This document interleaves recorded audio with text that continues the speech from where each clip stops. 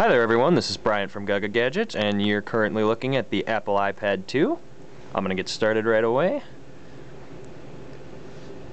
As you can see, Apple's iOS 4.3.1, I just updated this today, fixed some issues with the iPod version of things.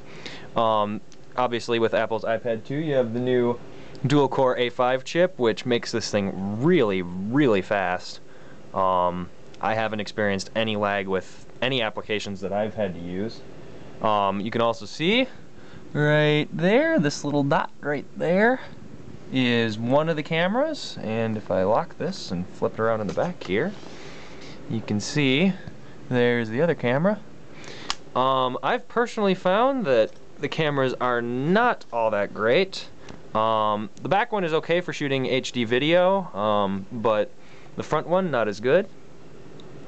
As you can see, I also have one of Apple's smart covers here. This is a gray one. Works as advertised. As you can hear, there's a little click button when you open it or close it. There it is. So, keeps your battery life up, that's for sure. Let me show you a couple of apps. Let me start with Infinity Blade. This is a really cool game. We're gonna cancel that and get out of there. As you can see, published by Epic Games. This is a really good demonstration of the iPad 2's graphics capabilities. As you can see here, very pretty. Almost console quality graphics. Let me speed past this. This has a really unique use of the touchpad. As you can see here, I've gotten pretty good at this game. And you cross the screen with your finger to perform jabs and strikes at an enemy.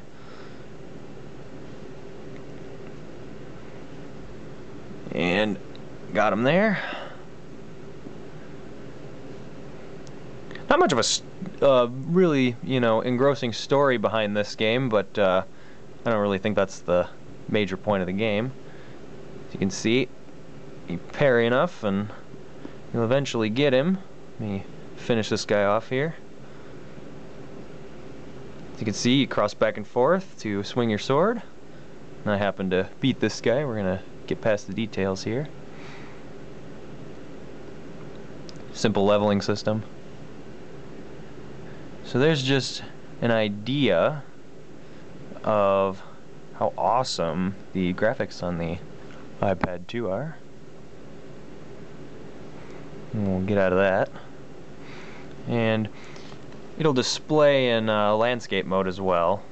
You can actually set the button on the side of the iPad to keep it set in landscape or portrait mode. Let me show you the Pandora app. And I'm going to turn up the volume on this one. Actually, I found the speaker on the back to be pretty good. Let's see if we can get Pandora to...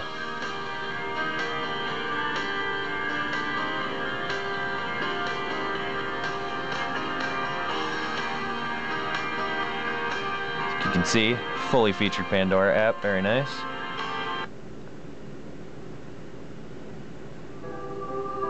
Little Enya for you. Speaker's actually featured in a grate down on the back. Let me show that to you really quick. It's right here. Works really nicely. Here are the buttons on the side here. This currently is the mute button, which isn't working with the Pandora app. But it will mute the rest of the iPad. You can also, like I said, set that button to keep it in portrait or landscape. Let me show you the camera once. We're going to look at a ceiling here, which will be kind of interesting, except we're on the back camera right now. There we are. Not the greatest in the world. As you can see, obviously it doesn't look all that great on a camera, but they also added the photo booth app, which is kind of nifty. Get a bunch of different views of the same thing. There's kaleidoscope, X-ray, light tunnel. Just kind of nifty. They showed that off when they announced the iPad 2.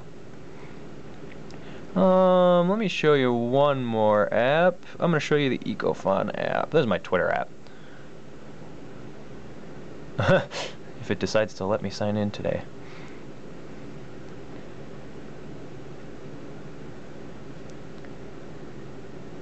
Not much more to show you. I mean, it's an iPad.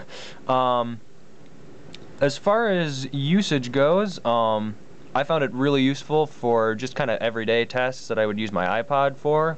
But it does definitely bring a unique interface to the iOS platform. And that, ladies and gentlemen,